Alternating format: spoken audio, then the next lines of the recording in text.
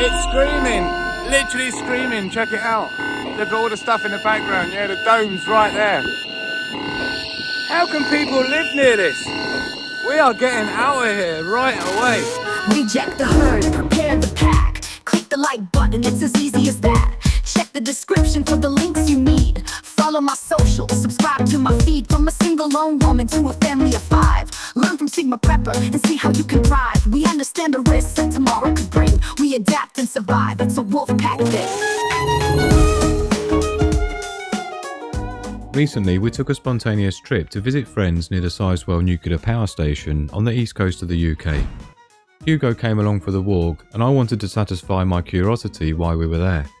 Just how safe is it living next to a nuclear power station? I brought along my Geiger counter so we could find out. Before we set off though, I took a measurement of the normal background radiation levels at home. You can hear the odd radioactive particle hitting the sensor every few seconds. This is considered a safe level.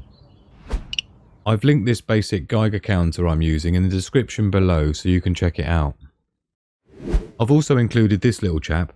This is the one that I would buy for my Bugout Bag, which measures beta, gamma, X-ray, and can even monitor your dose over time, which is important. Also in the description I've linked this one. This is a little bit more capable and it's definitely the one that I would buy if I had the budget.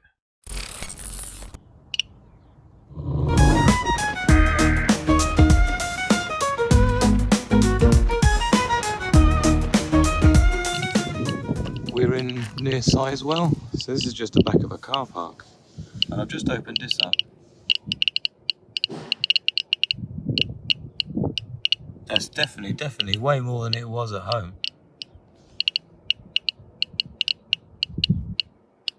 Considerably more.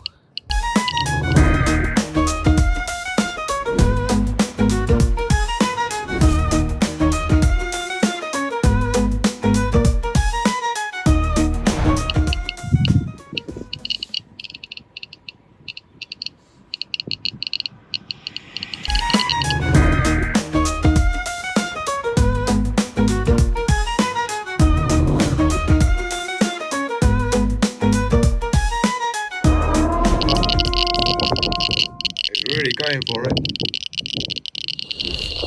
So here we are, this is as close as I'm getting to this thing. It's screaming. It's screaming, literally screaming, check it out. Look at all the stuff in the background, yeah, the dome's right there. People are working in there. It's screaming. How can people live near this? We are getting out of here right away. I've never heard anything like it in my life. Check it out. There it is. Look at poor old Hugo's having to deal with it. Wow, that's amazing. That is literally streaming through. It is just going crazy. I have never heard anything like that before, so yeah. Now you know. Don't be getting anywhere near any of that business. It's funny because I'm walking along listening to this Geiger counter go absolutely crazy, wondering to myself, I'm feeling like I don't want to breathe in. I don't want to breathe in, but then it's like, what difference is that going to make? These radioactive particles, especially the gamma rays, are just going straight through my chest cavity into my lungs anyway. They don't need to come through my lungs. But of course you do worry about particulate matter, just like normal sort of dust in the environment that carries radioactive particles through into your lungs is bad news, but it's just gone crazy. And here it is here, look. We're getting out of here now. We're getting out of here. Quick, escape. While we were up at the, I've had to turn the Geiger counter off because it is still absolutely screaming. It seems that down here on this beach part here is actually worse. Well, not worse, but it's just as bad as up there. So, but I was just speaking to a lady in the car park earlier, and she's a local resident. And she saw I was fiddling around with something on the floor. She's like, is that a Geiger counter? And I was like, yeah. And I turned it on in front of her, and of course she lives nearby.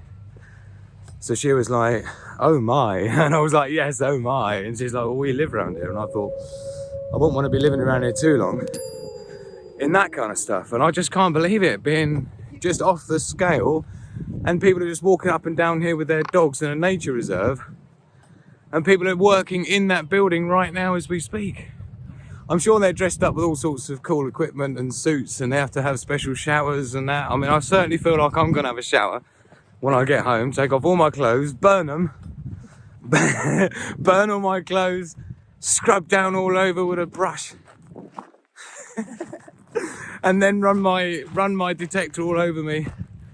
Make sure there's no pips anywhere.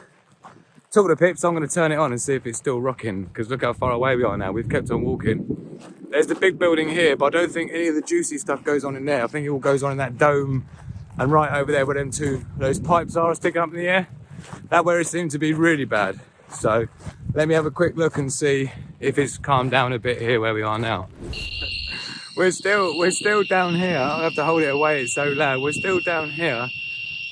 Got a little bit far away from it, and it's still screaming its nuts off. I'm worried now that it's so strong it's actually completely destroyed. Gonna have to unplug it. I think it might have completely destroyed the electronics in it being so close, but I won't know until we get further away. And of course, when I get back home, I'll have to check as well and do another neutralizing test, just to sort of, you know, have a benchmark as to what's normal background levels when I get back home with this same device, and then we can confirm if it's a problem with the device or whether indeed we are just still properly downwind of that monstrosity.